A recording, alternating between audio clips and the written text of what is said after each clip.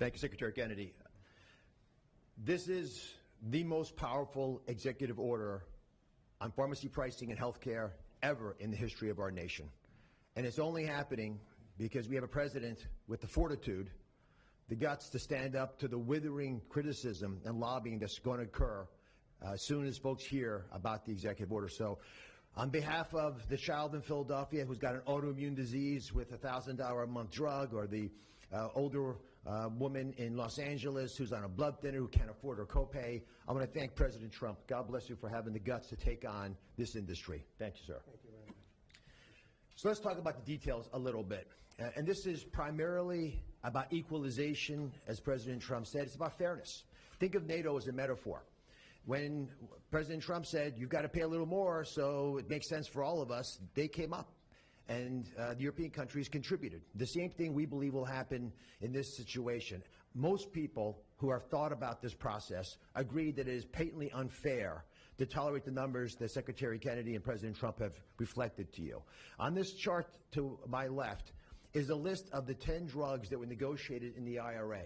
Again, this is the bill, the law, that regulates a negotiation process. This is the best price that was able to be obtained by the Biden administration.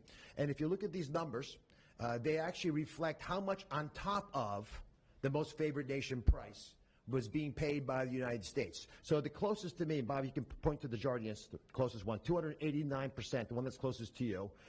That means that we are paying in America 4 times more than that drug costs in other countries. Again, 100% is the baseline. It's 289% above that baseline. It goes all the way down to where we're paying 50% more than any other country. That's the range. As was pointed out by President Trump, half the time we're paying 3 times more than is paid in other countries. It doesn't make any sense for the system. That stated, President Trump has over and over again indicated, and Secretary Kennedy reflected as well, we want innovation.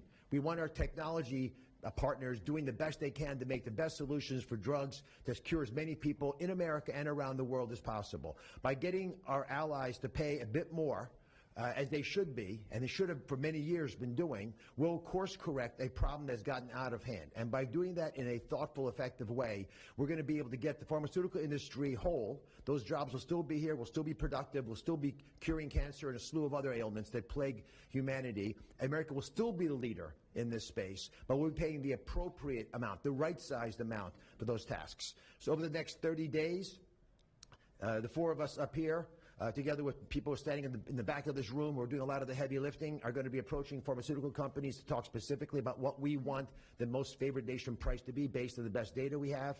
We're looking forward to a thoughtful interaction with these corporate leaders, many of whom we've spoken to and in quiet will agree the system is not right the way it is. They're patriotic Americans. They want what's right.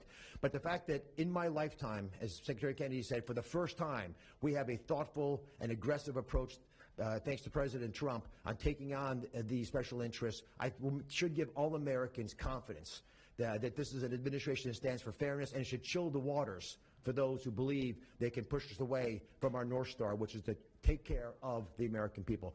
Mr. President, God bless you. Thank you very much. Thank you. Jay, you want to go next? Sure. So I teach economics.